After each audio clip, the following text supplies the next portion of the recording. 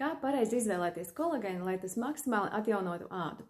Pastāv milzīgs daudzums dažādu kolagēnu, ka raibs gar acīm un nav var saprast, kur izvēlēties. Pirmais, skaties, kas ir kolagēna avots. Varbūt cūkas, tas ir viszemākās kvalitātes. Labāks ir lielopa, bet vislabākais ir kolagēns no savvaļas zivju sugām. Vēl it kā ir augu kolagēns, bet tas ir feiks. Otrais, skaties formu. Tas var būt pulverveida vai šķidrā formā. Šķidrā veidā tas uzsūcas 10 reižu labāk nekā sausā. Trešais, attīrīšanas pakāpe. Ir koncentrāti un ir hidrolizāti. Tā ir maksimālā attīrītā forma.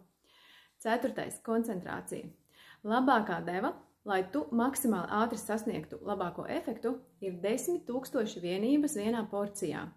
Un tam nav jābūt ne ar kādiem piemaisījumiem, kas var mazināt uzsūkšanās spēju, nekādām ne cietiem, ne mākslīgiem aromatizētājiem, ne krāsvielām.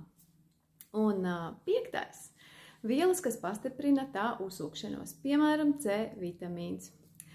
Nu, lūk, lietojot šādu kolagēnu, jau pēc 10–15 dienām tu redzēsi pirmos rezultātus. Mitrinātāku sejas ādu, uzlabotāku sejas krāsu. Tā ka veiksmi izvēlēties vislabāko kolagēnu.